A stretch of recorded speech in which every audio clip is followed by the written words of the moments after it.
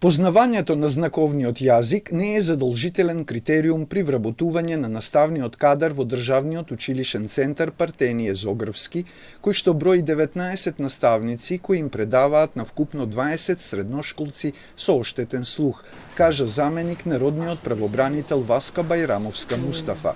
Според неа загрижува фактот што постојат наставници кои не го знаат воопшто знаковниот јазик, а има и такви кои се на почетно ниво од вкупно 6 за негово совладување, иако подолго време работеле во училиштето.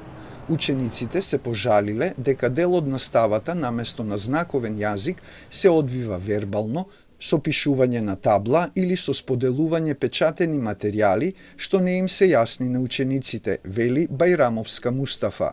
Изјавуваат дури и реченици од типот нашето оценување е како лотарија. Ставаат двојки, тројки, четворки, петки без да ни го проверат знаењето. Доволно е само да го препишеме тоа што го пишуваат на табла. Учениците одговарале со помош на наглов соученик кој добро го владее знаковниот јазик. Тие реагирале дека се обесправени зашто во овие околности не стекнуваат доволно знаење за да го продолжат образованието, ниту пак имаат можност да се вработат. За потребата од надминување на проблемот е информирано Министерството за образование и наука.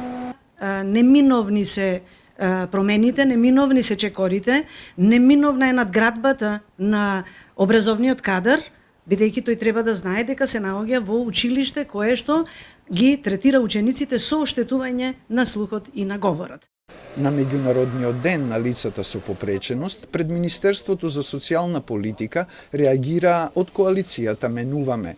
Оттаму велат дека повторно доцни исплатата на надоместоците за персоналните асистенти за септември, октомври и ноември, а за тоа молчеле провајдерите на овие компензацијски услуги. По спроведена евалуација од коалицијата констатирале дека нема соработка меѓу провајдерите и персоналните асистенти, а надоместокот за нив се крател спротивно на Законот за социјална заштита. Од 25.200 денари, 11% се за персонален данок, па остануваат 22.500 денари, но асистентите добиваат само по 17.000 денари.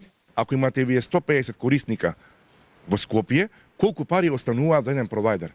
И денеска тие провајдери нас да не пуштат низ вода, да бидеме ние во информативен мрак дали нашите персонални асистенти ќе продолжат да работат, а и информативниот мрак е тука позади мене овие министри тука.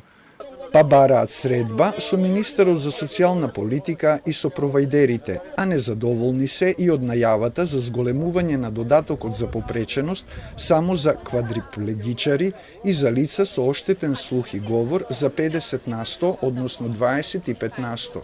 И од тоа што со предлог буџетот за 2025 година за социјални услуги средствата им се кратат за 40% во однос на добиените годинава.